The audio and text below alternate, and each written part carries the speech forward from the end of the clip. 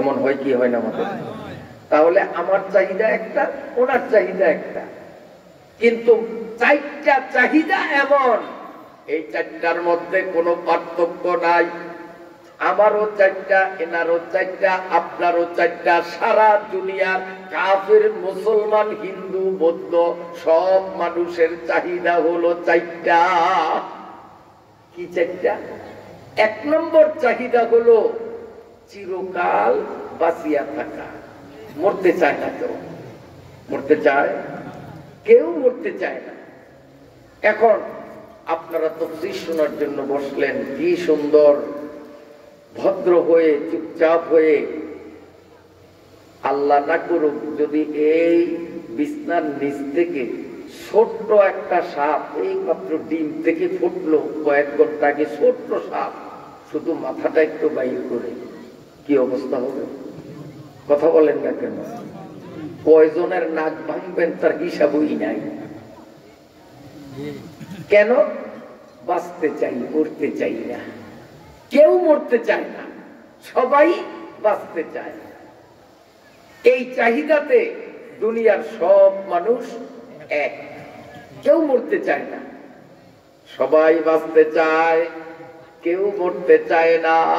আশরাফ আলী থানভী রহমাতুল্লাহ আলাইহি তার কিতাবে লেখছেন, ভারতে এক বুড়ি, কথা বুঝতে সমস্যা হয়নি, এক বুড়ি ছিল আদরের নাতি, নাতিটার দীর্ঘদিন অসুখ, দাদির মনে মানে না, এখন মুনাজাত করে, আল্লাহ আমার নাতির কষ্ট আর সহ্য হয় না, আল্লাহ নাতিটা মনে হয় মইরাই যাবে, আল্লাহ আমি বুড়া মানুষ, মরলেই কি আর বাঁচলেই কি, আমারে মারিয়া হলেও আমার নাতিটারে তুমি বাঁচাও। দাদি নাতির জন্য দোয়া করে, আমাকে মাইরা হলেও আমার নাতিটারে আল্লাহ তুমি বাঁচাও। অনেকক্ষণ দোয়া টোয়া করিয়া ঘরে গেছে। নাতির ঘর হইল পাশে, দাদির ঘর হইল পাশে। এখন গভীর রাত, পাশে ছিল বড় মেয়া বাড়ি। এই বড় মেয়াদের ছিল একটা বলদ গরু, বলদ গরু বলেন আপনারা? গরুটা ছিল কালো। মেয়ায় বাজারে গেছে, বিকাল বেলা ওই গরুরে খাবার দিতে শরম ছিল না। রাত্র অনেক হয়ে গেছে, বাজার থেকে উনি এখনো আসলেন না। গরুর পেটে প্রচন্ড ক্ষুধা। গরুর ঘরের মধ্যেই আছে খৈল, খৈল ছিলেন না আপনাদের দেশে? খাওয়ায় না গরুরে খৈল। এখন ক্ষুধার জ্বালা সইতে না পেরে অনেক টানাটানি করলো, রশি ছিড়ল, সেইরা ওই খৈলগুলো ছিল একটা মাটির পাতিলের মধ্যে, ওই পাতিলটাও ছিল কালো। গরুতে যখন পাতিলের ভিতরে মুখ ঢুকিয়ে দিছে, ঢুকছে, কিন্তু এখন তার বাইরে না, সিংহের সাথে আটকে গেছে। এখন গরু বেচারার যে কি অবস্থা, নিঃশ্বাস টানলেই খৈলের গুড়া নাকের ভিতরে ঢুকে, চোখ খুললেই চোখের মধ্যে ঢুকে। এখন চোখ বুঝিয়া এলো পাতারি শুধু লাপালাপি নাচানাচি করতেছে, কারণ ওর ঘুরে তখন কিয়ামত চলে। ও আন্দাজি, কারণ চোখেও দেখে না, শ্বাস প্রশ্বাসও নিতে পারে না, কি যে অবস্থা গরুটা। ও আন্দাজে লাপাইতে লাপাইতে ওই বুড়ির ঘরের মধ্যে গেল। ধাক্কা দিয়ে যখন বেড়া ভাঙছে, বুড়ি অমনি তাকে দেখে, কিরে শরীরটা দেখতে দেখা যায় গরুর মতো, মাথাটা জানি কেমন কেমন দেখা যায়, কারণ তো মাথার মধ্যে বাতিল আটকা। এখন বুড়ি মনে করছে এইটাই মনে হয় আজরাইল, এইটাই মনে আজরাইল। ওই যে আমি দোয়া করছি, আল্লাহ আমারে মাইরা হলেও নাতিটারে বাঁচাও, আজরাইল বুঝি আসছে আমারে মারার জন্য। এখন কয়, আজরাইল বাবা, ও গরুরে কয়, আজরাইল বাবা তুমি ভুল করছো, পথ ঠিক পাও নাই, বেড়ামিয়াটা ওই ঘরে, অসুখটা ওই ঘরে, আমি সুস্থ, আবার কোনো অসুখ নাই। মারবা তো বেড়ামিয়াটারে, মানে নাতিরে দেখা দেয়, যেই নাতির জন্য আল্লাহ আমার বাইরে হইলে নাতিরে বাঁচাও। এখন গরুরে আজরাইল বুঝিয়া এখন বাপ ডাকতেছে, আজরাইল বাবা পথ ঠিক পাও নাই, ভুলে আসছো আমার ঘরে, আমার কোনো অসুখ নাই, আমি বেড়ামিয়া না, বেড়ামিয়াটা ওই ঘরে, ওদিক যাও ওদিক যাও।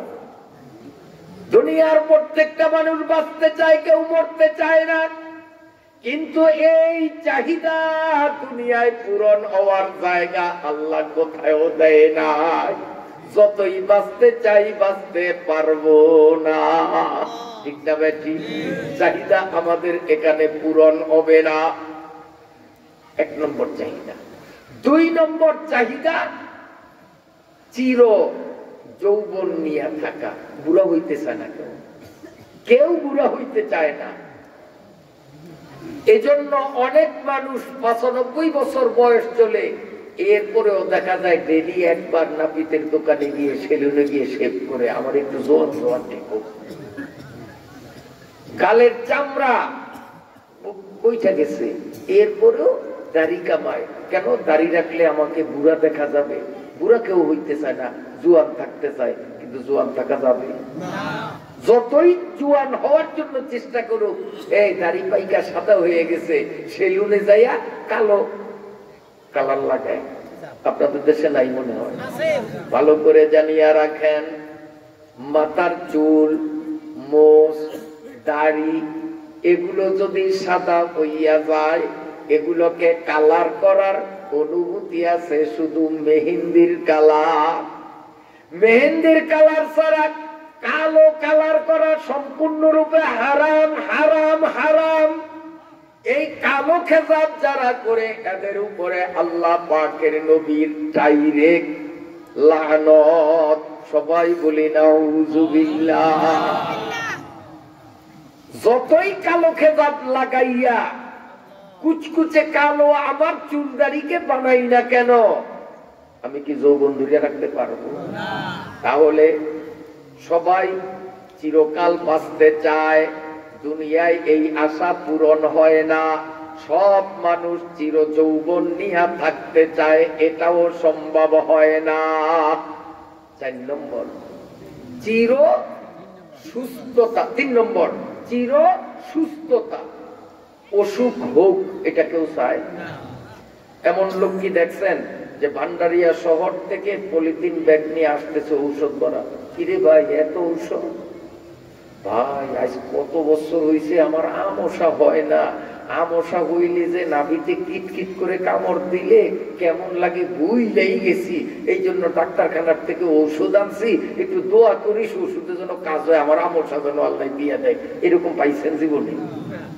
হ্যাঁ, জীবনে আমার জ্বর হয় না, এই জন্য আমি ডাক্তারের কাছে গেছি, ওষুধ আনছি একটু আমি যাতে জ্বরে কয়দিন শুয়ে কইতে পারি। শুনছেন? বরং বলি ভাই দোয়া করিস, আমশা সহ্য করতে পারি না, ডাক্তারের তো ওষুধ আনছে, আল্লাহ মাফ করে। ঠিক না? তাহলে প্রত্যেকটা মানুষের 3 নম্বর চাহিদা হলো চির সুস্থতা। কিন্তু এই চাহিদাও দুনিয়ায় পূরণের জায়গা নাই।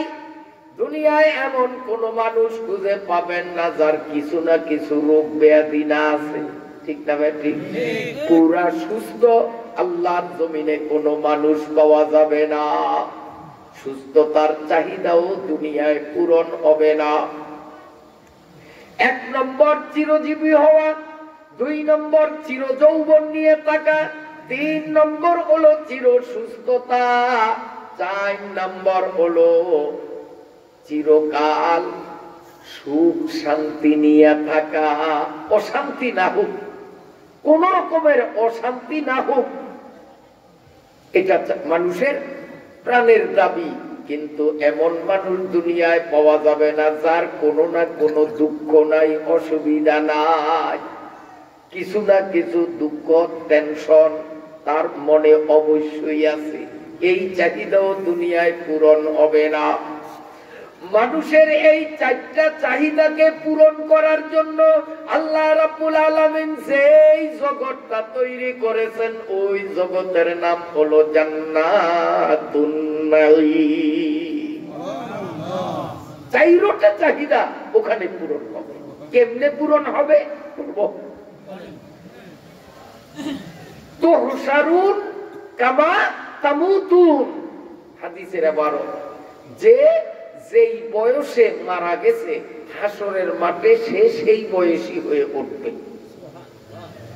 আমার বয়স এখন যত, হাসরের মাঠে আমি এই বয়সের উঠব। এনার বয়স যত, উনি এই বয়সের 18 বৎসরের একটা ছেলে 18 বৎসরে মরছে, ও হাসরের ময়দানে 18 বৎসরের যুবক হয়ে উঠবে। তো হোসারুন কামা তামুতুন, যে যেই বয়সে মারা গেল হাসরের মাঠে ওই বয়সী হইয়া উঠবে। উঠার পরে জান্নাতের টিকিট কেনা যখন হাতে পাবে, সব জুয়ান বুড়া মানুষগুলো যখন জান্নাতের দিকে রওনা দিবে, আল্লাহ রাব্বুল আলামিন জান্নাতের গেটে একটা কুদরতি কম্পিউটার ফিটিং করে রাখবেন। ওই কম্পিউটারের স্ক্রিনের নিচে দিয়ে যাইতে হবে, ভিন্ন কোনো পথ নাই। যখন এই কম্পিউটারের গ্লাসের নিচে যাবে, প্রত্যেকটা মানুষ সেকেন্ডের মধ্যে পুরুষগুলো 33 বৎসরের ভরা যৌবনের যুবক, আর মহিলাগুলো সব 18 বৎসরের নব যৌবনা যুবতী। ওখানে গেলেই বুড়িয়ার বুড়িয়া থাকবে না। 120 বৎসরে মারা গেছে একটা লোক, হাসরের মাঠে 120 বৎসরের বুড়িয়া হয়ে উঠবে। কিন্তু জান্নাতের টিকিট নিয়ে জান্নাতের গেটের কম্পিউটারের গ্লাসের নিচে যখন যাবে, 120 বৎসরের বুড়িয়া এখন 33 বৎসরের যুবক হয়ে যাবে। অটোমেটিক। কার কুদরত? আল্লাহ পারবেনি? পারবে কিনা তার জবাব সামনে আসতেছে। ইন্না খালাকনাহুম মিম্মা ইয়ালামুন, সামনে আসতেছে বলবো। আল্লাহ পাক আমাদের এই সব চাহিদাগুলো পূরণ করবেন। সেই রাজ্যের নাম কি? জোরে কোন না? জান্নাতুন নাঈম, নিয়ামতপূর্ণ জান্নাত। এখন এই জান্নাতের গেইটে বুড়িয়া আর বুড়িদেরকে যুবক যুবতী আল্লাহ বানাইবার ক্ষমতা রাখেন কি রাখেন না? এইটা আল্লাহ পাক দুনিয়ার মানুষকে বুঝাইবার জন্য এই পৃথিবীতেও এক বুড়ো মানুষের আল্লাহ জুয়ান বানাইয়া দেখে দিয়েছেন। দেখ আমি জান্নাতের গেইটের সামনে বুড়িয়ারে কেমনে জুয়ান বানাই। দুনিয়াতে আল্লাহ বানাইছেন। সেই মানুষটাকে আল্লাহ বলেন না? আল্লাহ তো বানাইছে, কারে বানাইছে? কোন বুড়া মানুষটারে আল্লাহ জোয়ান বানাইয়া দুনিয়ার মানুষকে শিখাইলে যে দেখ দেখ চৌকে দেখ, এই পৃথিবীতে আমি বুড়িয়াটারে জোয়ান বানাইয়া তোদের শিক্ষা দিলাম যে তোদের চাহিদা পূরণ করার জন্য আমি বুড়িয়ারে জুয়ান বানাইয়া চিরকাল সে জুয়ান থাকবে, কোনোদিন বুড়া হবে না। এই বুড়িয়ারে জুয়ান কেমনে বানাবো, আমি পারবো কি পারবো না তোদের বুঝাবার জন্য তোদের চোখের সামনে আমি এক বুড়োরে জুয়ান বানিয়ে দিছি। সেই মানুষটা বিবি জুলাইখা। বিবি জুলাইখা ইউসুফের প্রেমে পড়িয়া, লম্বা ঘটনা আমি সেদিক যাব না, মূল কথাটা বলছি। বিবি জুলাইখা ইউসুফ নবীর প্রেমে পড়িয়া কাঁদতে কাঁদতে কাঁদতে কাঁদতে নিজের যৌবন, জীবন, অর্থ সম্পদ সব কিছু তিনি হারাইয়া রাস্তার ভিখারিনী হইয়া গেলেন, ফকির। বিশ্ব রোডের পাশে, মেইন রোডের পাশে লতা পাতা দিয়া একটা ঝুপড়ি বানাইয়া জুলাইখা ওই ঝুপড়িতে বাস করে, যার কোন জায়গা জমিন দালান কোটা কিচ্ছু নাই। ইউসুফের প্রেমে পড়িয়া সব বিলীন হয়ে গেছে। কেমনে? যখনই কোনো মানুষ জুলাইখার সামনে গিয়া ইউসুফ এই শব্দ একটু বলতো, বন্ধুর নাম ও আমারে শুনাইছে, যা পারতো একবার ভিতর থেকে টাকার বান্ডিল এনে হাতে দিত। যান পোলা পাই দেখলো না, সুযোগ তো খারাপ না, ঘুরে এসে ইউসুফ ইউসুফ আর টাকা দিত। যেই আসতো ইউসুফ বাস করেই টাকা দিত। অল্প দিনের মধ্যে সব শেষ, দালান কোটা সব শেষ। এখন বিশ্ব রোডের পাশে যুগ দিতে থাকে থাইকা। এখন বৈশা বৈশা ইউসুফ ইউসুফ ইউসুফ সারাদিন শুধু ইউসুফ ইউসুফ করে। ইউসুফ আলাইহিস সালাম জুলাইখার কোন খোঁজ খবর সেও আছে না নাই, খবর নাই ইউসুফ নবীর কাছে। ইউসুফ নবী তো একদিকে নবী হয়ে গেলেন, আর একদিকে তিনি রাষ্ট্রপ্রধান হয়ে গেলেন। একদিন সরকারি সফরে ঘোড়ার পিঠে চড়িয়া ওই বিশ্ব রোড দিয়া কোন এক প্রোগ্রাম ইউসুফ নবী যাইতেছিলেন। হঠাৎ জুলাইখার ঝুপড়ির পাশে গেলেন। ইউসুফ নবীর কানে ইউসুফ ইউসুফ ইউসুফ ইউসুফ এই শব্দগুলো যখন কানে আসলো, হযরত ইউসুফ আলাইহিস সালাম সরকারি অফিসারদেরকে বললেন, আজকের সফর মুলতবি হবে, যাব না, ঘোড়া পিছনের দিকে ঘুরাও। ওখান থেকেই তিনি তার অফিসে চলে আসলেন।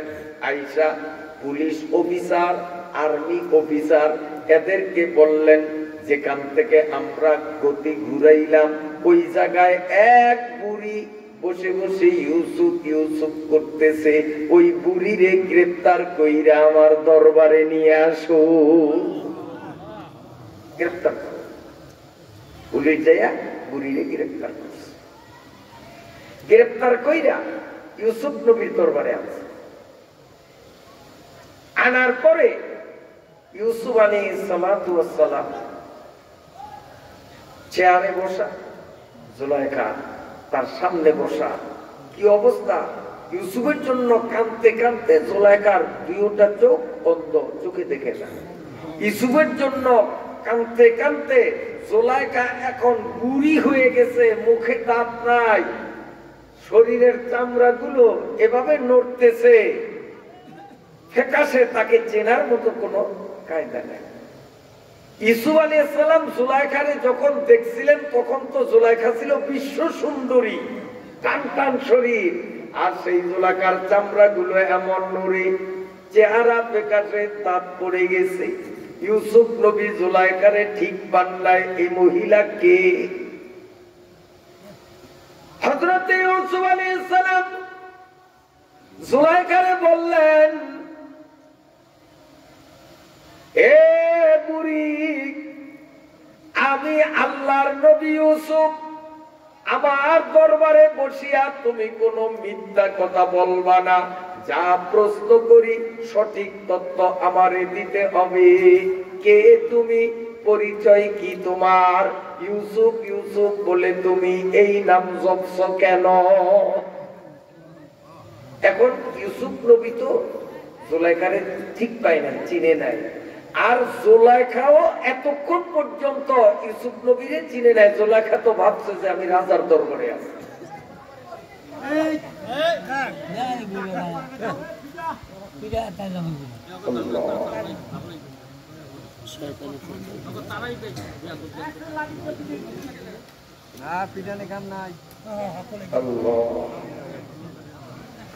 একটু সামনের দিকে ফাঁকে, আমরা একটু আগে আসি। আলহামদুলিল্লাহ সামনে কিছু জায়গা আছে, আল্লাহর বান্দারা ধীরে ধীরে আসতেছেন। পিছনের বসার জায়গা হয় না, পিছনে বসার জায়গা হয় না, সবাই একটু সামনের দিকে আগে আসে।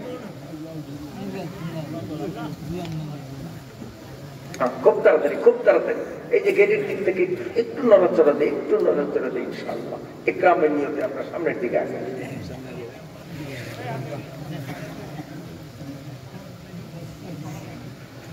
আল্লাহ আল্লাহ আল্লাহ। বিরক্ত হন আপনারা? খুব শিক্ষণীয় আলোচনা, আত্মার খোরাক হবে ইনশাআল্লাহ। আল্লাহ তাআলা যেন একটা বুঝ নিয়ে আমাদেরকে আজকের মাহফিল থেকে বাড়ি ফিরে, আমি সবাই বলি আমিন। এখন ইউসুফ তো জুলাইখারে চিনতে পারে নাই, আর জুলাইখাও ইউসুফরে চিনতে পারে নাই। ভাবছে যে রাজার দরবারে আসছি, এই রাজাই যে সেই ইউসুফ, এত জুলাইখা কেমনে চিনল? ওর তো চোখ নাই, অন্ধ। কিন্তু ইউসুফ নবী যখন বললেন, আমি আল্লাহর নবী ইউসুফ, মিশরের বাদশাহ, প্রধানমন্ত্রী, আমার এখানে ভুল তথ্য দিলে তোমার অ্যাকশন নেওয়া হবে, বুড়ি ট্রেনিং দিছে, ভয় লাগাইছে যাতে সত্য হয়। কিন্তু এই ফাঁকে বুড়ি তো ঠিক পাইছে যে আমি তো আমার বন্ধুর দরবারেই না, ঠিক পাই নাই যে ইউসুফ ইউসুফ করতে করতে জীবন যৌবন অর্থ করি দালান কোটা নিঃশেষ হয়ে গেল, আমি তো তার দরবারেই বসা। জুলাইখার মনে যে কি আনন্দ, যদিও বন্ধুরে চৌকে দেখে না, কিন্তু ভিতরে ভিতরে আনন্দ। যারে আমি চাইছি তারে আমি পাইছি। এখন ইউসুফ আলাইহিস সালাম বললেন, এ বুড়ি কে তুমি? কেনই বা তুমি ইউসুফ ইউসুফ ইউসুফ এই নাম জপছো? বুড়ি এখন একটু খোঁড়া দিল। মহিলাদের স্বভাবই হইল কথা বলার সময় একটু খোঁচা দিয়া বলা, খোঁটা দেওয়া। বলতেছে, আমি সেই বুড়ি, যেই বুড়ি আপনার জন্য জীবন যৌবন অর্থ করি রূপ লাবণ্যতা সব হারাইলাম। আমি হইলাম সেই পাগলি জুলাইখা। ইউসুফ আলাইহিস সালাম অবাক হয়ে গেলেন, কিরে কি দেখলাম জুলাইখারে, আর এখন কি দেখি? এত পরিবর্তন তার মধ্যে। ইউসুফ আলাইহিস সালাম মনে মনে বলতেছেন, যে বুড়ি তুমি বলতেছ আমার জন্য তোমার সবকিছু খুয়াইছো, তুমি তো আমার জন্য খুয়াও নাই, তুমি তো সব হারাইলা তোমার নিজের জন্য, কারণ তুমি আমার প্রেমে পড়ছো, আমি তো তোমার প্রেমে করি। কথা ঠিক না? তো তুমি তোমার মনের কারণে এই অবস্থা হয়েছে, আমার জন্য কি তোমার টাকা পয়সা কি আমারে দিছো? এরপরে ইউসুফ আলাইহিস সালাম কয়, বুড়ি কোটা যখন দিলা, এখন তুমি আমার কাছে কি দাবি করো বলো, কি চাও তুমি? জুলাইখা বলে, আপনি আল্লাহর নবী, মিশরের প্রধানমন্ত্রী, আমি আপনার কাছে যদি কোনো জিনিস দাবি করি, আসলেই আপনি ওয়াদা করেন আমার কথা পূরণ হবে কিনা? রাখবেন? আমি দাবি করলে দিবেন? ইউসুফ নবী মনে করছে হয়তো একটা বিল্ডিং বানিয়ে দেওয়ার জন্য বলবে, কিছু টাকা দেওয়ার জন্য বলবে। কাহা বুড়ি, তুমি যা চাও আমি দেবো, ওয়াদা করব। এখন বুড়ি বলতেছে, হে আল্লাহর নবী ইউসুফ, আমি তোমার কাছে এক নম্বর দাবি করি, আমার দুইটা চোখ তোমার জন্য কাঁদতে কাঁদতে আমি হারাইয়া পালাইলাম, আমার হারানো চোখ ফিরত দেওয়া লাগবে। এই পৃথিবীর মধ্যে আমার মতো সুন্দরী কোন মহিলা আল্লাহ তৈয়ার করেন নাই, বিশ্ব সুন্দরী। আমি তোমার জন্য কাঁদতে কাঁদতে আমার রূপ লাবণ্যতা যৌবন সব হারাইয়া পালাইলাম। আমি 2 নম্বরে তোমার কাছে দাবি করি, তুমি আমার সেই হারানো যৌবন আমারে ফিরাইয়া দিতে হবে। দাবিগুলো খুব নরম, খুব সহজ দাবি না। জুলাইখা চিন্তা করছে, আমি যদি ইউসুফরে বলি যে ইউসুফ তোমার জন্য কাঁদতে কাঁদতে আমার জীবন শেষ, আর পারি না, তুমি আমারে বিয়ে করো, তা আমার মতোই অন্ধ, আমার মতো অসুন্দর চামড়া নড়ে এই বুড়িরে কি ইউসুফ বিয়ে করবো? এই জন্য জুলাইখা বড় চালাক। নবী যখন ওয়াদা করছে আমি যা দাবি করি পূরণ করবে, নবীগণ কখনো ওয়াদা ভঙ্গ করে না।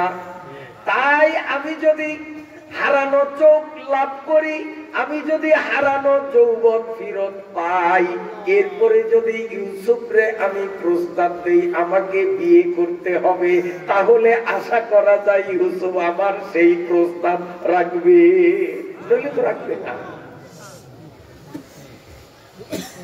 যখন এই প্রস্তাব 2টা দিছে, আর কোন প্রস্তাব আছে? হ্যাঁ, আর বেশি না, আর একটা প্রস্তাব আছে, সেটা এখন দেব না, এই 2টা আগে হোক, তারপরে আমি লাস্টেরটা পরে, আগে এই 2টা আমার পূরণ করব। এখন ইউসুফ নবীর দরবারে কিছু মুনাফিক পারকান হচ্ছে, উপরে উপরে দেখাইতো মুসলমান, ভিতরে ভিতরে কাফির। এগুলি একটা আরেকটারে টেবিলের নিচ দিয়ে টিপবে, এইবার খেলা জমবে, খেলা জমবে। বলছে না খেলা হবে, এই খেলা হবে, এইটা আজকে নতুন কিছু না, এই পার্টি সেই অনেক আগের থেকেই ছিল। এগুলি সেই কাফের বেঈমানদের প্রেতাত্মা, নাফরমান। খেলা হবে, এবার খেলা হবে। নবী ওয়াদা ভঙ্গ করে না, আর উনি ওয়াদা করছে ওনার দাবি পূরণ করবে। দাবি হলো চোখ দেওয়া, দাবি হলো হারানো যৌবন দেওয়া। চৌকো দিতে পারবে না, আর হারানো যৌবনও ফিরাইয়া দিতে পারবে না। তাহলে আমরা হাততালি দিব যে ইউসুফ কিসের নবী? ইউসুফ তো বন্য। গাইজি ধরা খাইবে, আজকেই ধরা খাইবে ও যে বন্য। ওরা খুব খুশি যে আজকে নিজের কর্মগুণে নিজেই ভণ্ড বলে পরিচিত হয়ে যাবে। ওরা খুব খুশি। ইউসুফ আলাইহিস সালাতু ওয়াস সালাম দেখলেন আমি তো জুলাইখার এই দাবি পূরণ করার শক্তি মোটেও রাখি না, আবার পূরণ না হইলেও আমাকে ওরা ভণ্ড বলবে, আল্লাহর দ্বীন দুনিয়ার থেকে মিটিয়া যাবে। এই জন্য ইউসুফ আলাইহিস সালাম বিপদে পড়িয়া সিজদার ভিতরে গেলেন। সিজদায় যাওয়ার আগে ইউসুফ আলাইহিস সালাম পুলিশদের বললেন, বুড়িরে একটা চাদর দিয়ে ঢেকে রাখো। বুড়িকে এভাবে চাদর দিয়ে আবৃত করে ইউসুফ নবী সিজদার ভিতরে গিয়ে দুই চোখের পানি ছেড়ে ছেড়ে বলেন, ওগো আল্লাহ, আমি তো ওয়াদা করে ঠেকে গেলাম, ও যা চায় আমি দিব। আমি তো বুঝি নাই এমন কঠিন জিনিস চাইবে। এখন চক্ষু আমি দিতে পারবো না, ওরে যৌবন ফিরাইয়া দিতে পারবো না, ফলে আমি ভণ্ড প্রমাণিত হবে, দিন দুনিয়ার থেকে মিটে যাবে। আল্লাহ তুমি কি করবা? ইউসুফ আলাইহিস সালাম যখন আল্লাহর কাছে দোয়া করলেন, আল্লাহ ওহীর মাধ্যমে ইউসুফ নবীরে জানাইয়া দিলেন, ইউসুফ সিজদার ভিতরে আর কাঁদিও না। আমার কোন মাখলুক যদি চোখের পানি ছাড়িয়ে আমি আল্লাহর কাছে ফরিয়াদ জানাই, আমি আল্লাহর কুদরতি দিলে তুফান আরম্ভ হইয়া যায়। আমি সহ্য করতে পারি না, বন্দার দাবি আমি পূরণ না করিয়া পারি না। ওই ইউসুফ সিজদার থেকে মাথা উঠাও, তোমার কর্মচারীদের বলো বুড়ির ওই মাথার উপর যে চাদরটা সরানোর জন্য বলো। সরকারি কর্মকর্তারা ওই বুড়ির মুখ থেকে যখন চাদরখানা সরাইয়া দিল, সমস্ত মানুষগুলো অবাক হইয়া গেল। জুলাইখা এখন আর অন্ধ নয়, জুলাইখা এখন ওই আগের মতো বুড়ি নয়। ইউসুফ আলাইহিস সালামকে মিশরের বাজারে কিনিয়া নিজের বাড়িতে নিয়া 7টা দরজা বন্ধ করিয়া অন্যায় ভাবে নিজের যৌবন জ্বালা মিটাবার জন্য যেদিন ইউসুফরে ফুসলাইছিল, সেদিন জুলাইখার বয়স যেমন ছিল, সেই দিন জুলাইখার চেহারা স্বাস্থ্য যেমন ছিল, ওই চাদর সরাইবার পরে দেখা গেল হুবহু সেই আগের জুলাইখা।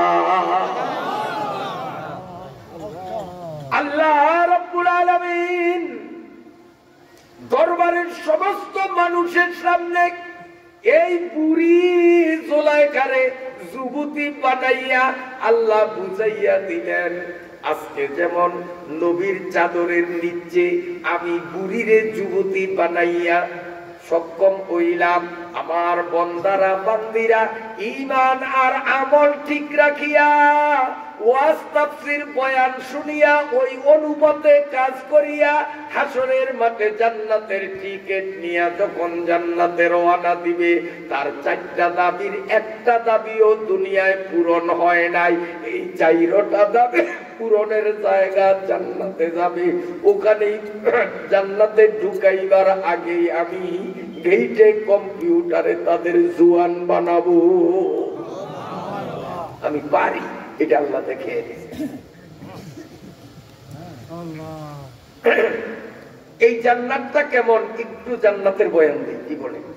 আল ঈমান বাইনাল খাউফি ওয়ার রিজা, যার দিলের মধ্যে জান্নাতের লোভ, জাহান্নামের ভয়, লোভ এবং ভয় দুইটা যার দিলের মধ্যে আছে, সেই হবে মুসলমান। শুধু ভয় আছে লোভ নাই মুমিন হবে না, শুধু লোভ আছে ভয় নাই সেও মুমিন হবে না। আল ঈমানু বাইনাল খাউফি ওয়ার রিজা, জান্নাতের লোভও থাকতে হবে, জাহান্নামের ভয়ও থাকতে হবে, আল্লাহর রহমতের লোভ থাকতে হবে, আল্লাহর গজবের ভয় থাকতে হবে। দুইয়ের সংমিশ্রণে হয় ঈমান। এজন্য জান্নাতের কিছু আলোচনা মুখতাসর সংক্ষিপ্ত সময় করব, শুনতে রাজি আছেন? যেহেতু জান্নাতকে আল্লাহ জান্নাতে নাঈম বলেছেন, শুধু জান্নাত বলেন নাই, জান্নাতে নাঈম মানে নিয়ামতপূর্ণ জান্নাত। এখন জান্নাতের নিয়ামতগুলি কি বিস্তারিত বলা সম্ভব নয়। দুনিয়ার কোন বক্তা, দুনিয়ার কোন মুফাসসির জান্নাতের ক্লিয়ার বয়ান দিতে পারবে না। মালা আইনুন রাআত ওয়ালা উযুনুন সামিআত ওয়ালা খাতারা আলা কলবি বাশার। শুধু মুমিনের দিলের মধ্যে জান্নাতের লোভ লাগানোর জন্য কোরআনে আর হাদিসে সামান্য কিছু বয়ান আল্লাহ ও নবী দিয়েছেন। সামান্য সামান্য, এই সামান্য থেকে আরো সামান্য একটু আপনাদের সামনে বলি। গেইটের ভিতরেই পুরুষরা কত বছর বললাম ভুলে গেছেন, 33 বছরের যুবক, আর মহিলারা 18 বছরের যুবতী হইয়া যখন ভিতরে ঢুকবে, ঢোকার সাথে সাথে আল্লাহ পাক ওয়েলকাম জানাবেন, রিসিপশন জানাবেন। বলতে আল্লাহ মোমেনারা মাই ডিয়ার কততে হাবাবে জান্নাত কাম হিয়ার। আল্লাহ বলবেন এদিকে এদিকে এদিকে। যখন ভিতরে ঢুকবো, ঢোকার পরেই আল্লাহ পাক সর্বপ্রথম বসার জন্য যে সোফা দিবেন, এই সোফাটা হলো স্বর্ণের সোফা, কাঠের সোফা না। জান্নাত এত বড় নিয়ামতের জায়গা যে ওই জায়গায় বসার সোফাটা হবে খাঁটি স্বর্ণের দ্বারা। স্বর্ণের চেয়ার, স্বর্ণের সোফায় আমরা এভাবে হেলান দিয়ে বসবো। প্রথম বসার পরে আল্লাহ রাব্বুল আলামিন পরওয়ারদিগার আলম বলবেন, ও আমার মেহমান, দুনিয়ায় তোমার বাড়িতে যদি মেহমান আসতো, সর্বপ্রথম তুমি মেহমানরে বসার জন্য চেয়ার বা সোফার ব্যবস্থা করতা। এরপরে মেহমানের খিদমতের জন্য তোমার ছোট্ট পোলাটারে নিয়োগ দিতে, এই তো পয়সা বাড়ছে, একটু খিদমত কর, একটু বাতাস কর, দেই না আমরা এরকম? একজন তুমি তোমার মেহমানের খিদমতের জন্য একটা পোলা দিতা। আজকে যখন আমি আল্লাহর জান্নাতে নিয়ামতপূর্ণ জান্নাতে মেহমান হইয়া আসলা, আমিও প্রথম তোমার বসার ব্যবস্থা করলাম স্বর্ণের চেয়ার দিয়া। এরপরে তোমার খিদমতের জন্য একটা বালক দেব না, আমি 70,000 বালক দেব। খাদেম খাদেম 70,000। এই 70,000 খাদিমরা ওই সোফার চারিপাশে দিয়া হাঁটতে থাকবে। এদের এক হাতে থাকবে গ্লাস, আর এক হাতে থাকবে জগ। 1,40,000 শরবত নিয়ে তারা আসবে। আল্লাহ পাক বুঝাইতেছেন, বান্দারে তোর মেহমান রে কাঠের সোফায় বসাইয়া খেদমতের জন্য একটা বালক দিতি, এরপরে বেশিতে বেশি 1 গ্লাস, তাও ছোট্ট গ্লাস শরবত। আপনাদের দেশের সিস্টেম কি জানি না, আমাদের দেশে পানি পান করার জন্য যে গ্লাস দেয় সেই গ্লাস হলো এরকম বড়, আর মেহমানরে শরবত দেয় ওই গ্লাস কিন্তু একবার ছোট্ট। আপনাদের দেশের সিস্টেম কেমন জানি না। আল্লাহ পাক বুঝাইতেছেন যে তোর মেহমানরে 1 গ্লাস শরবত দিতি, তাও ছোট্ট গ্লাস, এর বেশি না। কিন্তু আমার বাড়িতে যখন মেহমান হইলা, এটা নেয়ামতের জগৎ। 1-2 গ্লাস না, তোমাকে সর্বপ্রথম আপ্যায়নের জন্য 1,40,000 গ্লাস শরবত দিলাম। গ্লাস ছোট ছোট না, বড় বড়। সাহাবা ইকরাম শুনিয়া কয়, ওগো নবী, 1,40,000 বড় বড় গ্লাস করবে কি? কয় খাইবে, সব খাইবে। তো সাহাবা ইকরাম আশ্চর্য, নবীজি তাহলে তো এক একজন জান্নাতি মানুষের পেট তো হবে মনে হয় সাগরের মতো, নইলে এত শরবত রাখবে, পেটটা হবে সাগরের মতো। নবীজি সাল্লাল্লাহু আলাইহি ওয়াসাল্লাম বলেন, হে সাহাবী, কি কইলি তোরা? পেট যদি বড় হয়, পেটুয়া মানুষ দেখতে সুন্দর, পেটুয়া মানুষ দেখতেও সুন্দর না, পেটুয়া মানুষ কাম কাজেও তেমন বেশি পারদর্শী না, পেটুয়া মানুষ গাড়িতে উঠতে গাড়িতে নামতে কি যে অবস্থা আল্লাহ পেটুয়াই ভালো জানে।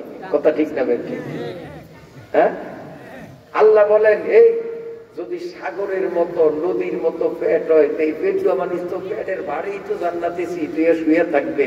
আমি যে তারে জান্নাতে কত বাগান দেবো, এক বাগানের বয়ান দিছি না শুরুতে, এই তার জায়গা জমিন বাগান ঘুরিয়ে ঘুরিয়ে দেখবে কেমনে, এই পেটের ভারী তো হাঁটতে পারবে না, পেট বড় থাকবে না। পেট এখন যেমন স্বাভাবিক, জান্নাতের মধ্যেও প্রত্যেকের পেট এরকম স্বাভাবিক থাকবে। সাহাবা کرام কয়, হুজুর তো স্বাভাবিক পেট হইলে ছোট্ট পেটের ভিতরে 1-2 গ্লাসের বেশি শরবত রাখতে পারবে, 1,40,000 শরবতের মধ্যে ঢুকাইবে কেমনে? তো বাষ্ট হবে না পেট? আমার দিকে তাকা, নবী আলাইহিস সালাম বুঝাইলেন, ও আমার সাহাবীরা, 1 গ্লাস শরবত হাতে নিয়া যখনই চুমুক দিবি, সামান্য চুমুক দিল, কি যে মজা। দ্বিতীয় চুমুকে আবার নতুন মজা, তৃতীয় চুমুকে আবার ভিন্ন মজা, এক এক চুমুকে এক এক রকম মজা। 1 গ্লাস শরবত খাইলেই তার পেট ভরিয়া যাবে, পেটে আর জায়গা থাকবে না। কিন্তু এত মজা, এত স্বাদ, এই জন্য তার পেট ভরলেও চোখ ভরবে না। বাকি গ্লাস শরবত গুলি খাওয়ার জন্য তার মন পাগল হইয়া যাবে, যদিও পেটে জায়গা না। পেট ভরছে, চোখ ভরে নাই, আরো খাইতে চায়। গুজায়ে চশ মেহারিসা পূর্ণাসুর, তা সতপ্তানে নাসতপুর দুর্নাসুর, আরো খাইতে চায়। আল্লাহ রাব্বুল আলামিন ডাক দিয়া বলবেন, এই মেহমান, এই কথা শুন, দুনিয়ায় মাত্র অল্প কিছুদিন আমি আল্লাহর মন জোগাইয়া চলছ। নামাজ কেন পড়ি? আল্লাহর মন জোগাবার জন্য। রোজা কেন রাখি? আল্লাহ বলবেন, মেহমান রে, দুনিয়ায় মাত্র অল্প কিছুদিন আমি আল্লাহর মন জোগাইছো। আমি আল্লাহ তোরে কথা দিলাম, এখন থেকে নিয়ে চিরকাল সবাইয়ের জন্য আমি আল্লাহ তোর মন জোগাইয়া চলবো। এরে মেহমান, তুই মুখে কোনো কথা বলা লাগবে না। 1 গ্লাস শরবত খাইয়া বাকি গ্লাস খাওয়ার জন্য তোর লোভ, মনের মধ্যে চাহিদা আমি আল্লাহর কম্পিউটারে ধরা পড়ছে। দুনিয়া আমার মন জোগাইছো, আমিও তোমার মন জোগাইব। বাকি গ্লাস শরবত খাওয়ার ব্যবস্থা করব। বন্দা, একটা ঢেকুর দিয়া দেখতো দেখি। ঢেকুর বুঝেননি? এটার আপনারা কি বলেন? ঢেকুর। ঢেকুর যখন একটা দিবে, মেশকো আম্বরের ঘ্রাণ ঢেকুরের সাথে বাহির হইয়া গোটা জান্নাত ভরিয়া যাবে, পেটটা খালি হয়ে যাবে। তখনই গ্লাস একটা নিয়ে আবারও পেট ভরবে। এক এক চুমুকে এক এক স্বাদ। গ্লাস এইটা রাইখাই বুদ্ধি তো পাইছে, গ্লাস আর একটা নিল,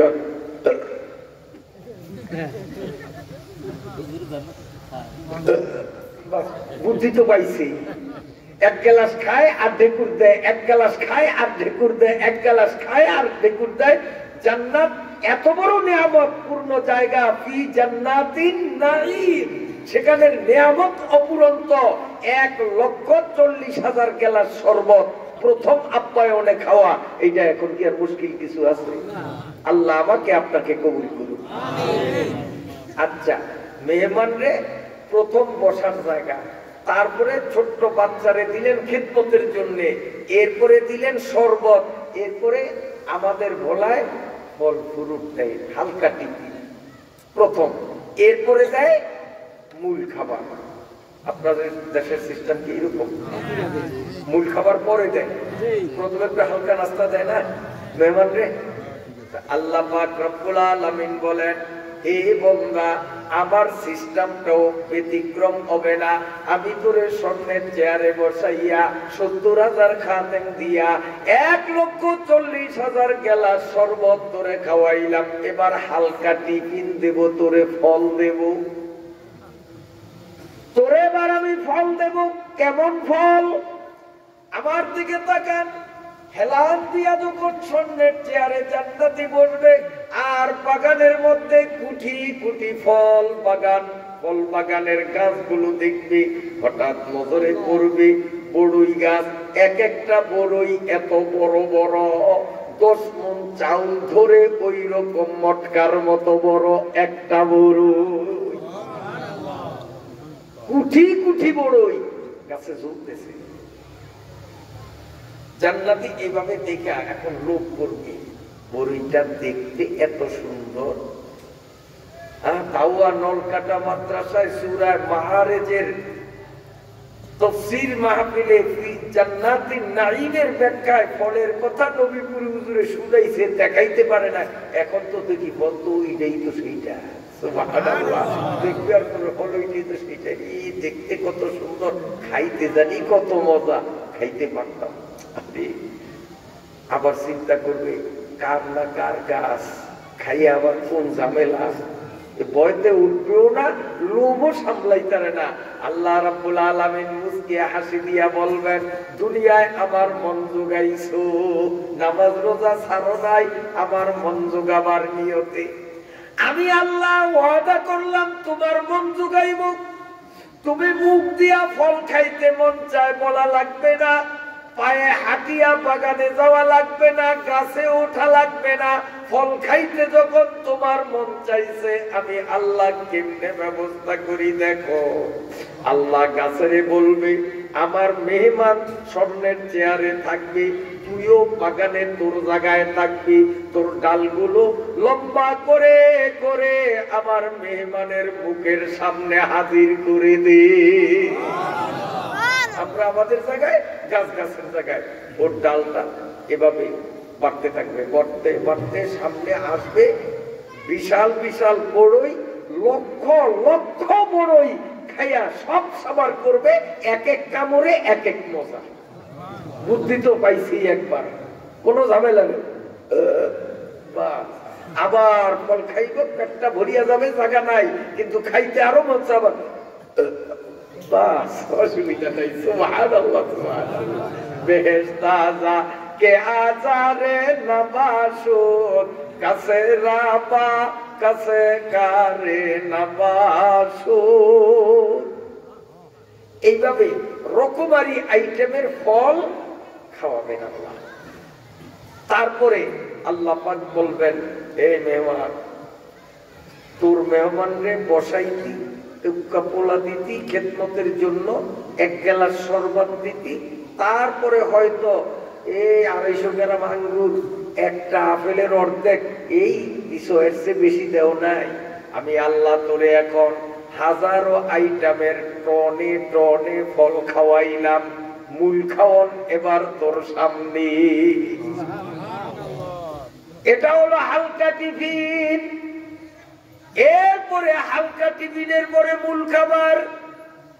আমার দিকে তাকান, হাদিসে পাকে আল্লাহ পাকের নবী জান্নাতে নাঈমের তাফসীর বুঝাইতে গিয়া নবীজি বলেন, জান্নাতীরা স্বর্ণের চেয়ারে এলান দিয়ে বসবে, উপরের দিকে নজর যাবে, আকাশের মধ্যে সুন্দর সুদর্শন হৃষ্ট পুষ্ট পাখিগুলো ঝাঁকে ঝাঁকে উড়তে দেখবে। তখন এই জান্নাতি মেহমানের মনে মনে কল্পনা হবে, আহারে পাখিটা দেখতে কত সুন্দর, ওর গোশত খাইতে না জানি কত মজা, যদি খাইতে পারতাম। কেমনে ধরবো এই পাখি, কোথায় রান্না করব, আগুন কোথায় পাবো, চুলা কোথায় পাবো। জান্নাতীর মনে মনে এই কল্পনা চলে। ওমনি আল্লাহ রাব্বুল আলামিন ডাক দিয়া বলবেন, মেহমান আমার, দুনিয়ায় আমার মন জুগাইয়া শরীয়ত মতো চলছো, কোরআন মতো হাদিস মতো চলছো আমার মন জোগাইয়া, আমি আল্লাহ চিরকাল তোমার মন জোগাইতে বাধ্য। তুমি যখন পাখির গোশত খাইতে মন চায়, আমি আল্লাহ এক্ষুনি ব্যবস্থা করতেছি। সাথে সাথে 1,40,000 প্লেটে 1,40,000 পাখি ভুনা হাজির হয়ে যাবে। সেকেন্ডের মধ্যে অটো অটো, কোনো টাইম লাগবে না, সেকেন্ডের মধ্যে সব হাজির। জান্নাতি বুদ্ধি তো একবার পাইছেই, খালি ডেকুর দিবে আর খাইবে, ডেকুর দিবে আর খাইবে। সুবহানাল্লাহ। খাইয়া এই হাড্ডিগুলো জানলা দিয়ে যখন এরকম ফালাবে, হাড্ডিগুলো মাটিতে পড়বে না। জানলা দিয়ে যখনই নিক্ষেপ করবে, মাটিতে পড়ার আগে আগেই এক একটা হাড্ডি এক একটা পাখি হইয়া আবার উড়া শুরু করবে। বিশ্বাস হয়? আল্লাহর কুদরত আছে, আল্লাহ পারবে না? যদি আল্লাহ জুলাইখার মতো বুড়িরে যুবতী বানাইতে পারেন, সেই আল্লাহ হাড্ডিরে পাখি বানাইতে পারে না তো? আল্লাহ তাও দেখাইছে, জুলাইখাটা দেখাইছে আল্লাহ মিশরে। আর এই পাখি যে আল্লাহ বানাইতে পারে, এইটা আল্লাহ দেখাইছে আমাদের বাংলাদেশের সিলেটে। বলবো বলবো আল্লাহর কুদরত। ইয়ামন থেকে শাহজালাল রাহমাতুল্লাহ আলাইহি যখন আমাদের এই বাংলাদেশে আসলেন, সিলেটে তিনি আস্তানা নিলেন, ওনার সাথে ওনার এক ভাইকনা আসছে, নাম হলো শাহপরাণ। শাহপরাণ হলো ছোট্ট মানুষ, জুয়ান মানুষ, উঠতি বয়সের ছেলে। শাহজালাল রাহমাতুল্লাহ আলাইহি মুরব্বী, উনি পীরে কামেল। ভাইকনা শাহপরাণ হইল জুয়ান বয়সের বালক। শাহজালাল রাহমাতুল্লাহ আলাইহির দরবারে কবুতর পালতেন। পীর সাহেব হুজুর নিষেধ করলেন, আমার কবুতর কেউ খাইতে পারবা না, কোনো অনুমতি নাই। ভয়তে কোনো মুরিদরা কবুতর খাওয়ার নিয়ত করে না, কিন্তু ভাইকনা ডেইলি 2-4টারে ধরে আর কাম্মা নাই। মামুরটা ভাইকনা খায়, মুরিদরা কিচ্ছু করেও না। মামুরটা ভাইকনা খায়, আমগো তো চলার দরকার।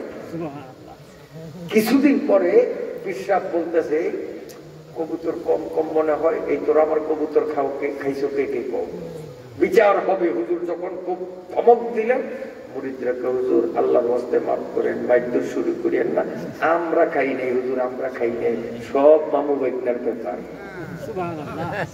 মামু বাইকনা যেইখানে, এরপরে জানি কি বিপদ নাই সেখানে, আপদ বিপদ খোদার গজব ওইখানে। উল্টা কোন কেন? তার কারণ বহু জায়গায় ভাইকনারা মামুর পিছনে হাঁটতে হাঁটতে কয়েক ডজন জুতার তলা ক্ষয় হয়ে গেছে, এরপরেও নানা বাড়ির পাওনা তর্কা উসুল করতে পারে নাই। এমন ডাকাইত মামু আপনাদের ফিরিজপুর জেলায় নাই। এই জন্য আমি বলি, মামু ভাইকনা যেখানে খোদার গজব ওইখানে। ও আর ইসেরে সম্পত্তি না দিলে খোদার রহমত না খোদার গজব? সব হুজুর মামু ভাইকনার ব্যাপার, আমরা না থাকতেছে। এই শাহপরাণ, জি মামা, এই কবুতর খাইছো নাকি? তোমার বিরুদ্ধে অভিযোগ? তো খাইছি। কেন আমার কবুতর খাইলি? খুব ধমক দিছে। শাহপরাণও কম না, হট করে চোখ লাল করিয়া কবুতর খাইছি আর কি, তারপরে তোর চেতাচেতি করে দিয়া তো মেজাজটা কেমন লাগে? চুপ থাকলেও তো আস্তে একটু মেজাজটা ঠান্ডা হইতো। এখন মামার মতো মুরব্বীরে যদি ছোট্ট ভাইটা খাইছি, তাতে কি হয়েছে? এত চেতেন কে? মেজাজ আরো গরম। লাঠি একটা নে, বেয়াদব, মুখে মুখে তর্ক করো, আবার কবুতর দেওয়া লাগবে। কয়টা খাইছো? কবুতর দেওয়া লাগবে। উনি আমার চোখ রাঙ্গানি দিয়া কয়, সেই কথা বললেই তো হয় যে কবুতর দেয়া লাগবে, এর জন্য কি এত চেতাচেতি করা লাগে? কথারান শাহপরাণ কবুতর যা খাইছে না, ওর পশম গুলো, পর গুলো প্লাস্টিকের বস্তা বইরা সব হেফাজত করছে। এখন এই প্লাস্টিকের বস্তা বাম হাতে বিসমিল্লাহির রহমানির রহিম বলিয়া বস্তার ভিতরে হাত ঢুকাইয়া 1 মুঠ পর নেন, বিসমিল্লাহ বলিয়া বাতাসে ছাড়িয়া দেন। এক একটা পর এক একটা কবুতর হইয়া উড়তে দেখা যায়। আবার 1 ফুট পর নিয়ে আবার মারেন, আবার প্রতিটা পর এক একটা কবুতর হইয়া উঠতেছিল। এইভাবে কেবলমাত্র 3 মুঠ পর ছাড়লেন। মামু শাহজালাল রহমাতুল্লাহ আলাইহি ভাইকনা শাহপরানকে জড়াইয়া 2 চোখের পানি ছাড়িয়া বলে, ভাইকনারে আর পর ছাড়িস না, পর ছাড়িস না।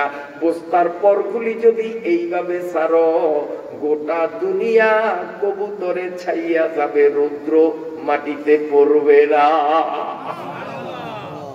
গোটা আসমান কবুতরে ভরে যাবে, রৌদ্র পড়বে না, খেত খামার বাগ বাগিচা সব তো নষ্ট হয়ে যাবে। আর ছাড়িস না, আর ছাড়িস না। জুয়ান বয়সে আল্লাহ পাকের এত কামেল ওলি, আল্লাহর সাথে তার এতই প্রেমের সম্পর্ক, এই শাহপরান হাতে ছাড়ছে। আল্লাহ পাক নিষ্প্রাণ পরগুলাকে জ্যান্ত কবুতর বানিয়ে দিয়েছে। আর আমাদের দেশের যুবকরা নামাজ নাই, রোজা নাই, আল্লাহ নাই, রসুল নাই, ফেসবুক, ইউটিউব, এটাতে তাদের ভুল নাই। ঠিক না বেঠিক? আল্লাহ বেজার হন মনে। আল্লাহ যদি সিলেটে শাহপরানের মতো জুয়ান মানুষের হাতে নিষ্প্রাণ পরকে যদি জ্যান্ত কবুতর বানাইতে পারেন, জান্নাতি মেহমান, জান্নাতের পরিবেশে গোশত খাওয়ার পরে হাড্ডি ফালাইলে আল্লাহ পাখি বানাইতে পারবেন। এবার লক্ষ লক্ষ পাখি খাবে। আল্লাহ রাব্বুল আলামিন পরওয়ারদিগার আলম বলেন, বন্দারে বসাইলাম, খাদেম দিলাম, শরবত দিলাম, টিফিন দিলাম, এবার মূল খাওয়াও শেষ। এবার তোমারে বিছনা দেওয়ার দরকার শোয়ার জন্য। সিরিয়ালে বল না? এবার তোমার বিছনার দরকার। এ মেহমান, তুমি রেডি হও, আমি তোমার জন্য সেই তোষকটা বিছাবো। এই তোষকটা হবে এত মোটা, এদিক দেখান, এই তোষকটা হবে এত মোটা। তোষকটা যখন খাটের উপরে বিছাবেন, ওই বিছনা চাদর থেকে তোষক, আপনার খাটের তক্তা থেকে খাটের তোষকের বিছনা চাদর পর্যন্ত পুরো মোটা হবে 500 বৎসরের রাস্তা। এত মোটা তোষক। বলবেন যে এত মোটা তোষক কেন বানাবে? এটার সংক্ষেপ উত্তর আমি এটাই আপনাদের দেব। যারা একেবারে দেয়ার ইজ নাথিং, কোন হিসাবে পড়ে না, ঢাকা সদরঘাট দেখবেন আস্তা রাস্তার পাশে বালির মধ্যে শুইয়া রাত্রে ঘুমাই নাই। ঢাকা সদরঘাট দেখেন নাই? কোথায় বালিশ, কোথায় বিছনা, মাটির মধ্যে।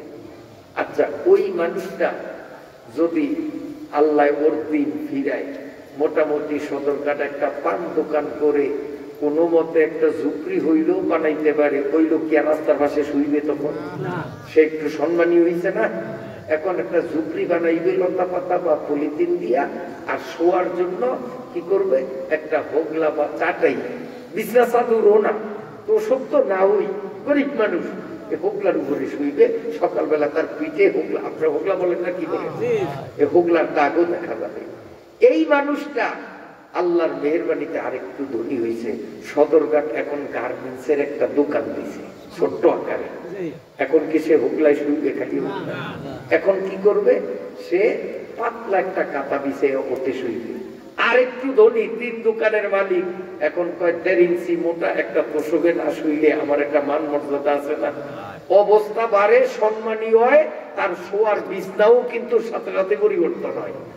এখন দেখা যায় যে সদরঘাট ব্যবসায়ী সমিতির সভাপতি হয়েছে, ওই সেই লোকই এখন সে চিন্তা করে 1.5 ইঞ্চি মোটা তোষকে শুইলে আমার প্রেস্টিজের উপরে আঘাত আসে, এই জন্য 1.5 হাত মোটা জাজিম না হইলে তার সম্মান রক্ষা হয় না। ভুল বলছি? তাহলে যে যতটা সম্মানী, তার শোয়ার বিছনাটা ওই পরিমাণে মোটা হইতে হয়, নইলে তার সম্মান রক্ষা হয় না। আল্লাহ রাব্বুল আলামিন বলেন, সদরঘাটের ব্যবসায়ী সমিতির বিছনা 1.5 হাত মোটা লাগে, তার থেকেও কোটি কোটি গুণ বেশি সম্মানী আমার ওই বান্দা বান্দিরা দুনিয়ার অল্প কয়টা দিন যারা আমার মন জোগাইয়া আমার বন্দেগী করবে। এই সম্মানী মানুষগুলারে 1.5 হাত 2 হাত 10-20 হাত মোটা তোষকে শোয়াইলে ওদের মর্যাদা থাকে না। ওদের মর্যাদা অনুপাতে ওদের তোষকটা এতই মোটা হবে, ওই তোষকের মোটা হবে 500 বছরের পর। এখন আবার আপনারা বিরক্ত হননি? এখন আবার প্রশ্ন আসবে, এত মোটা তোষক সেলাই করবে ওই কারিগর পাইবে কোথায়? আর অত বড় সুই কোন কোম্পানি বানায়? ও সেলাইবে কিভাবে? আল্লাহ রাব্বুল আলামিন কোরআনুল কারীমের মধ্যে তার জবাব দেন, ইন্না আনশাআনাহুন্না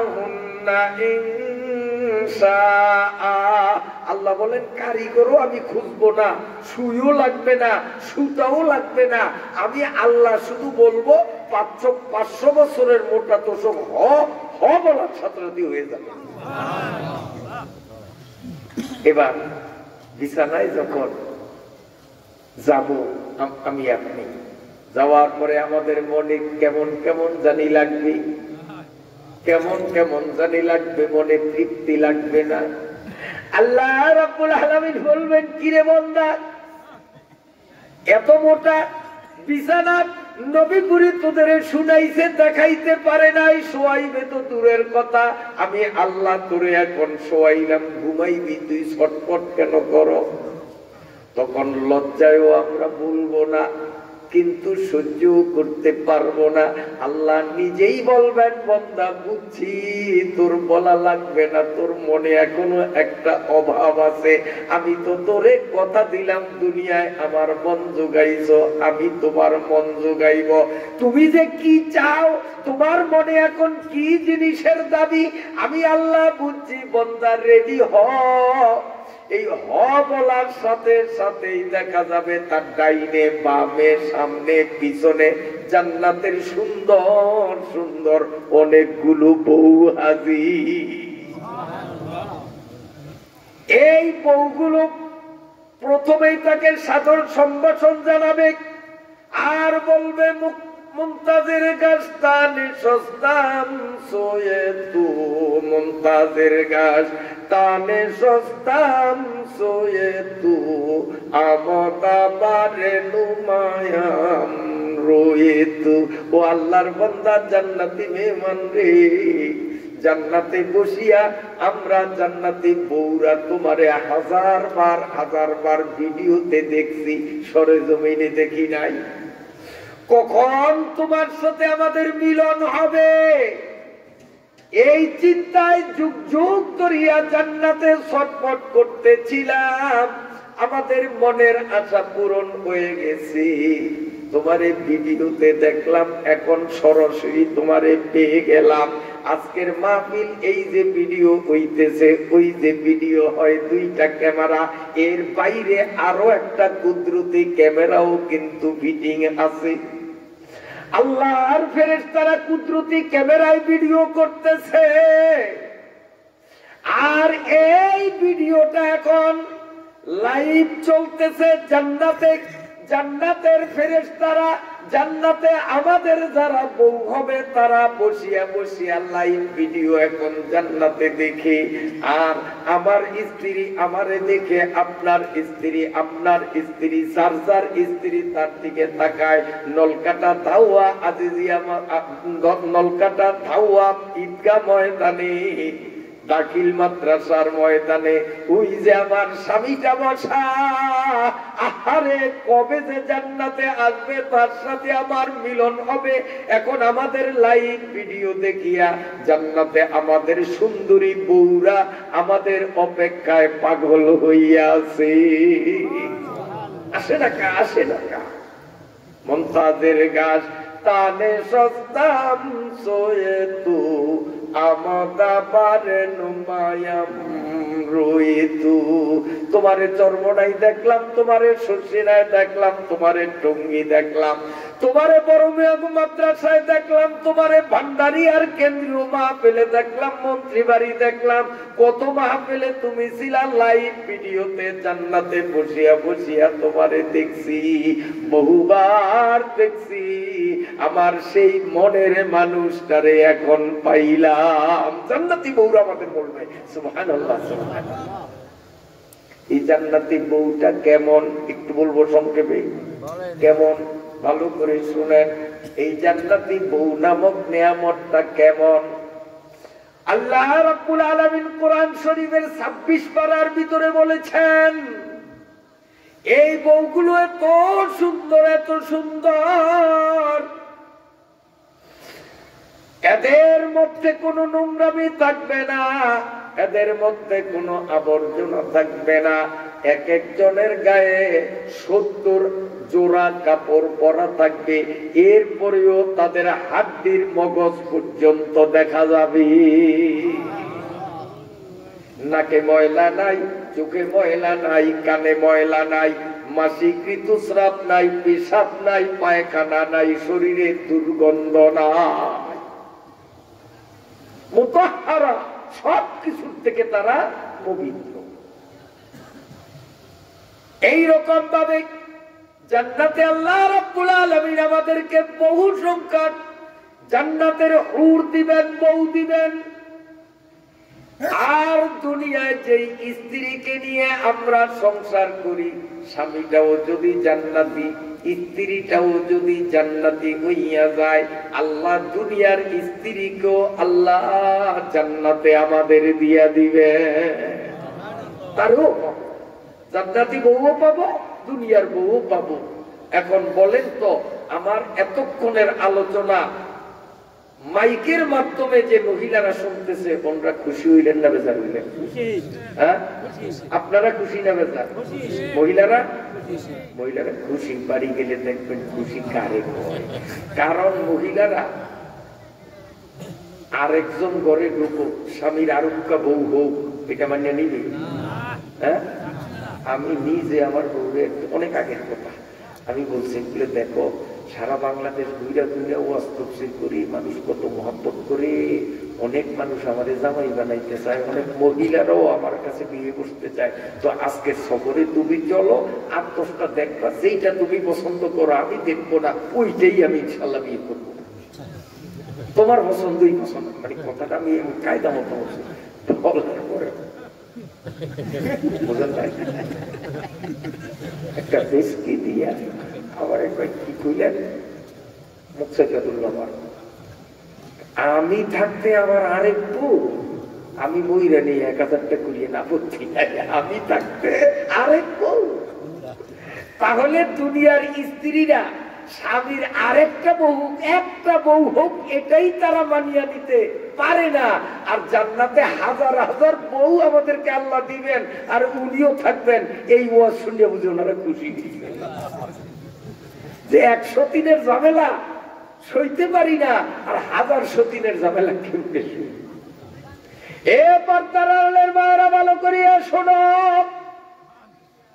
দুনিয়ায় সতীনে সতীনে ঝগড়া, কিন্তু জান্নাতের মধ্যে সতীনে সতীনে কোনো ঝগড়া থাকবে না। মাগো, জান্নাতে তোমার স্বামীকে যতগুলো বউ দিবে, তুমি হইবা সেই বউদের মধ্যে প্রধানমন্ত্রী। তোমার আঙ্গুলের ইশারায় ওরা উঠবে আর বলবে, তোমার হুকুমের চাকর হয়ে তারা থাকবে।